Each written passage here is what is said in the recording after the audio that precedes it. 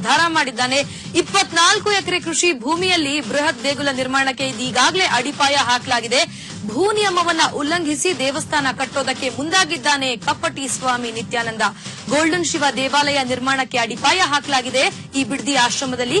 ಬಿಡದಿಯ 24 ಎಕರೆಯಲ್ಲಿ ಇದೆ ನಿತ್ಯಾನಂದನ ಧ್ಯಾನಪೀಠ. ಇದರಲ್ಲಿ 2 ಎಕರೆ ಭೂಮಿ ಏನಿದೆ ಇದು ಮಾತ್ರ ಕನ್ವರ್ಷನ್ ಆಗಿರುವಂತಹದ್ದು, ನಾನ್ ಅಗ್ರಿಕಲ್ಚರಲ್ ಲ್ಯಾಂಡ್ ಅಂತಂದು.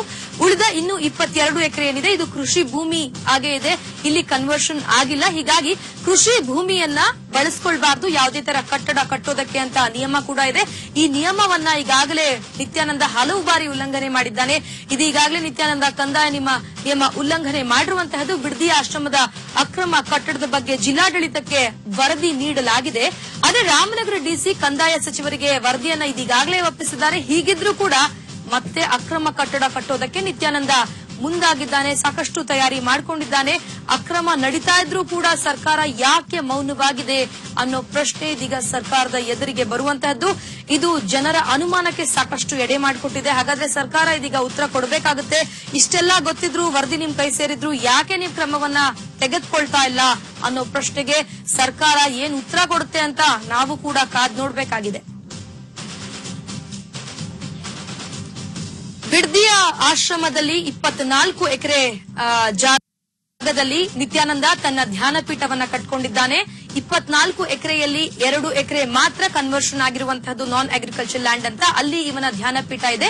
ಇನ್ನುಳಿದ 22 ಎಕರೆ ಭೂಮಿ ಏನಿದೆ ಅದು ಅಗ್ರಿಕಲ್ಚರ್ ಲ್ಯಾಂಡ್, ಅದು ಕೃಷಿ ಭೂಮಿ. ಕೃಷಿ ಭೂಮಿಯಲ್ಲಿ ಯಾವುದೇ ತರ ಕಟ್ಟಡ ಕಟ್ಟಬಾರದು. ಇದೀಗ ಈಶ್ವರನ ದೇವಾಲಯವನ್ನ, ಬಂಗಾರದ ದೇವಾಲಯವನ್ನ ಕಟ್ಟೋದಕ್ಕೆ ನಿತ್ಯಾನಂದ ಮುಂದಾಗಿದ್ದಾನೆ. ಅದಕ್ಕೆ ಅಡಿಪಾಯ ಹಾಕಲಾಗಿದೆ, ಎಲ್ಲಾ ತಯಾರಿ ಮಾಡಿಕೊಂಡಿದ್ದಾನೆ. So, what is so exciting about what's going on under this banyan tree? Well, I have some very great news for you all. And that is that Swamiji has initiated and blessed the construction of the Swayambhu Nityanandeshwara Golden Temple. So as you can see here, we have already started the construction of this temple, and we are currently doing the foundation of this temple. Now, what is the great thing about this beautiful project that we are doing here right now is that this whole temple is going to be a 24-acre temple construction. And yes, you heard me right, it's going to be 24 acres. It's going to be a beautiful temple, a 24-acre golden temple. Yeah. And the great thing is, this will be the largest Shiva, dedicated temple to Lord Shiva, and it will be the temple which will be a live monastic temple. So, in the next few days, I will be sharing with you some very interesting facts and information regarding the construction of this monumental temple. Swamiji has shared a huge vision with us, and I'd really love to share all that information with you. So please be tuned. In the coming few episodes, I will be giving you a lot of details regarding the finer things about this temple, regarding the shastras, regarding the kind of material that we've used in this temple. So a whole lot of exciting things, the challenges that we are facing in this temple while constructing the temple. So be tuned. ಇನ್ನು ಈ ಬಗ್ಗೆ ಮತ್ತಷ್ಟು ಮಾಹಿತಿ ನೀಡ್ತಾರೆ ನಮ್ಮ ಪ್ರತಿನಿಧಿ ಭವಿತ್. ನಾವು ನಿತ್ಯಾನಂದನ ಬಗ್ಗೆ ಸಾಕಷ್ಟು ಸುದ್ದಿ ಕೊಡ್ತಾ ಇದ್ದೀವಿ. ಸುದ್ದಿ ಅನ್ನೋದಕ್ಕಿಂತ ಅಕ್ರಮ ಸುದ್ದಿಯ ಚೈನ್ ದೊಡ್ಡದಾಗಿ ಬೆಳಿತಾನೆ ಇದೆ, ಕಡಿಮೆ ಆಗ್ತಾನೆ ಇಲ್ಲ. ಈ 2 ಎಕರೆ ಮಾತ್ರ ಕನ್ವರ್ಷನ್ ಆಗಿದೆ, ಇನ್ನು 22 ಎಕರೆ ಹಾಗೇ ಇದೆ. ಅಷ್ಟು ಧೈರ್ಯವಾಗಿ ನಿತ್ಯಾನಂದನ ಬೆಂಬಲಿಗರು ಆತರ ಹೇಳ್ಕೊಳ್ತಾರೆ, ಬ್ಯೂಟಿಫುಲ್ ದೊಡ್ಡ ದೇವಸ್ಥಾನ ಕಟ್ತಾ ಇದೀವಿ ಅಂತ. ಹಾಗಾದ್ರೆ ಈ ತರದೆಲ್ಲ ಕಟ್ಟಡ ಕಟ್ತಾ ಇದೆ, ಇಲ್ಲಿಗಲ್ ಆಕ್ಟಿವಿಟಿ ಅಂತ ರಿಪೋರ್ಟ್ ಹೋದ್ರೂ ಕೂಡ ಯಾಕೆ ಯಾರು ಮುಂದೆ ಬಂದಿಲ್ಲ, ಏನು ಕ್ರಮವನ್ನ ಕೈಗೊಳ್ತಾ ಇಲ್ಲ? ಇದ್ರ ಹಿಂದೆ ಬರುವಂತಹ ಆ ಅನುಮಾನಗಳ ಪ್ರಶ್ನೆಗೆ ಉತ್ತರ ಯಾವ ತರ ಇದೆ ಭವಿತ್? ನನಗೂ ಕೂಡ ಅದೇ ದೊಡ್ಡ $1 million ಕ್ವಶನ್ ಅಂತ ಅನ್ಸುತ್ತೆ. ಯಾಕೆ ಯಾರು ಕ್ರಮಗಳನ್ನ ಕೈಗೊಳ್ತಾ ಇಲ್ಲ ಅಂತೇಳಿ. ಯಾಕೆ ಅಂತ ಹೇಳಿದ್ರೆ ಇದೇ ಏನು ವರ್ಷದ ಜನವರಿಯಲ್ಲಿ ನಿತ್ಯಾನಂದ ಒಂದು ಅರ್ಜಿಯನ್ನು ಸಲ್ಲಿಸ್ತಾನೆ. ಅಂದ್ರೆ ಕರ್ನಾಟಕ ಭೂ ಕಂದಾಯ ಕಾಯ್ದೆಯ ಒಂದು ಸೆಕ್ಷನ್ 95ರ ಪ್ರಕಾರ ಒಂದು ಪ್ರಾವಿಷನ್ಸ್ ಇದೆ. ಅಂದ್ರೆ ಯಾವುದು ಅಗ್ರಿಕಲ್ಚರ್ ಲ್ಯಾಂಡ್ ಇದೆಯೋ ಆ ಅಗ್ರಿಕಲ್ಚರ್ ಲ್ಯಾಂಡ್ ನ ನೀವು ಕನ್ವರ್ಟ್ ಮಾಡ್ಕೊಳ್ಳಿಕ್ಕೆ ಕೆಲವು ನಿಶ್ಚಿತ ಉದ್ದೇಶಗಳನ್ನ ಸರ್ಕಾರದ ಮುಂದಿಟ್ಬಿಟ್ಟು ಅಥವಾ ಯಾರು ಏನು ಕನ್ವರ್ಷನ್ ಮಾಡ್ತಕ್ಕಂತ ಒಂದು ಪವರ್ ಇದೆಯೋ ಅಂದ್ರೆ ಜಿಲ್ಲಾಧಿಕಾರಿಗಳ ಮುಂದಿಟ್ಟು ಆತ ಒಂದು ಅರ್ಜಿಯನ್ನು ಸಲ್ಲಿಸ್ತಾನೆ. ಅಂದ್ರೆ ಅತಿಥಿ ಗೃಹ, ಒಂದು ಶಾಲೆ ಹಾಗೂ ಒಂದು ಧ್ಯಾನ ಮಂದಿರ ನಿರ್ಮಾಣ ಮಾಡ್ಲಿಕ್ಕೆ ಏನು 20 ಎಕರೆ 35 ಗುಂಟೆ ಜಾಗ ಇದೆಯೋ ಅದನ್ನ ನೀವು ನನಗೆ ಒಂದು ಕನ್ವರ್ಷನ್ ಮಾಡ್ಕೊಡಿ ಅಂತೇಳಿ ಆ ಕನ್ವರ್ಷನ್ ಮಾಡ್ಕೊಂಡು ಒಂದು ಅರ್ಜಿಯನ್ನು ಸಲ್ಲಿಸಿದ ನಂತರ ಜಿಲ್ಲಾಧಿಕಾರಿಗಳು ಒಂದು ವಿಸ್ತೃತವಾದಂತಹ ವರದಿಯನ್ನು ಕೂಡ ಕೊಡ್ತಾರೆ, ಒಂದು ಸಮಗ್ರ ವರದಿಯನ್ನ. ಆ ಸಮಗ್ರ ವರದಿಯನ್ನು ಕೊಟ್ಬಿಟ್ಟು ಆತನ ಮನವಿಯನ್ನ ತಿರಸ್ಕಾರ ಮಾಡ್ತಾರೆ. ಅಂದ್ರೆ ಆ ಮನವಿಯನ್ನ ತಿರಸ್ಕಾರ ಮಾಡಬೇಕಾದ್ರೆ ಅವರು ಒಂದು ಮಾತನ್ನ ಹೇಳ್ತಾರೆ. ಅಂದ್ರೆ ಕರ್ನಾಟಕ ಲ್ಯಾಂಡ್ ರಿಫಾರ್ಮ್ ಆಕ್ಟ್ 1964 ನ ಒಂದು ಸೆಕ್ಷನ್ 95 ಕ್ಲಾಸ್ 3 ಪ್ರಕಾರ ವಿಜಯ ಅಲ್ಲಿ ತುಂಬಾ ಒಂದು ನೀವು ನೋಡ್ತಾ ಇರಬಹುದು, ನನ್ನ ಕೈಯಲ್ಲೇ ಇದೆ ಆರ್ಡರ್ ಕಾಪಿ.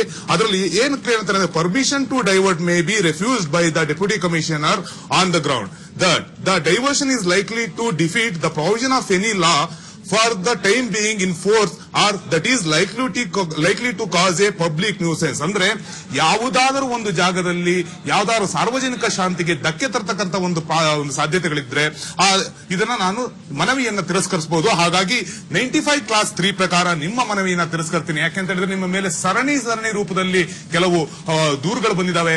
ಅಂದ್ರೆ ಒಂದು ಹಿಂದೆ 2012ರಲ್ಲಿ ಪ್ರಾದೇಶಿಕ ಆಯುಕ್ತರು ಒಂದು ಖುದ್ದು ಪರಿಶೀಲನೆ ಮಾಡಿ ಒಂದು ಸಮಗ್ರ ತನಿಖಾ ವರದಿಯನ್ನ ಕರ್ನಾಟಕ ಒಳಾಡಳಿತ ಮತ್ತು ಇದಕ್ಕೆ ಒಳಾಡಳಿತ ಸಚಿವಾಲಯಕ್ಕೆ ತಲುಪಿಸಿದ್ದಾರೆ. ಆಮೇಲೆ ನೀವು ಸಿಐಡಿ ಬಂಧನಕ್ಕೊಳಪಡಿಸಿದ್ದೀರಿ.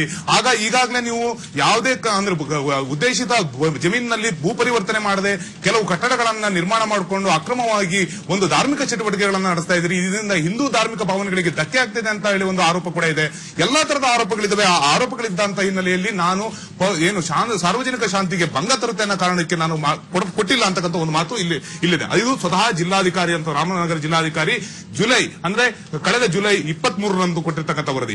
ಈ ನಡುವೆ ಈತರ ಭಕ್ತರೊಬ್ಬರು ಇವತ್ತೇನಲ್ಲಿ ಒಂದು ಆಶ್ರಮದಲ್ಲಿರ್ತಕ್ಕಂಥ ಒಂದು ಬೃಹತ್ ಆಲದ ಮರದ ಕೆಳಗೆ ಕನ್ಸ್ಟ್ರಕ್ಷನ್ ಮಾಡ್ಕೊಂಡು ಇಡೀ 24 ಎಕರೆಯಲ್ಲಿ ನಾನು ದೊಡ್ಡದಾದಂತ ಒಂದು ದೇಗುಲವನ್ನ ನಿರ್ಮಾಣ ಮಾಡ್ತೀನಿ, ಅದು ಗೋಲ್ಡನ್ ಟೆಂಪಲ್ ನ ನಿರ್ಮಾಣ ಮಾಡ್ತೀನಿ ಅಂದ್ರೆ ಆತನ ಉದ್ದೇಶ ಇಲ್ಲಿ ತುಂಬಾ ಸ್ಪಷ್ಟವಾಗಿದೆ. ಅಂದ್ರೆ ಆತನ ಆಶ್ರಮದಲ್ಲಿ ನಡೆಯತಕ್ಕಂಥ ಕೆಲವು ಮೆಡಿಟೇಷನ್ ಪ್ರೋಗ್ರಾಮ್ಗಳೇನಿದೆಯೋ ಇನ್ನರ್ ಅವೇಕನಿಂಗ್ ಪ್ರೋಗ್ರಾಮ್ ಅಂತ ಏನ್ ಹೇಳ್ತೀವಿ, ಆ ಇನ್ನರ್ ಅವೇಕನಿಂಗ್ ಪ್ರೋಗ್ರಾಮಿಗೆ ಪ್ರತಿಯೊಬ್ಬರಿಂದ 3 ರಿಂದ 4 ಲಕ್ಷ ರೂಪಾಯಿ ಚಾರ್ಜ್ ಮಾಡ್ತಾನೆ. ಜಸ್ಟ್ ಇಮ್ಯಾಜಿನ್, ಒಂದು ತಿಂಗಳಲ್ಲಿ 100 ಜನ ಭಕ್ತರು 3 ರಿಂದ 4 ಲಕ್ಷ ರೂಪಾಯಿ ಕೊಟ್ಟು ಬಂದ್ರೆ ಅಂದ್ರೆ 3 ರಿಂದ 4 ಕೋಟಿ ರೂಪಾಯಿ ಆದಾಯ ಇದೆ.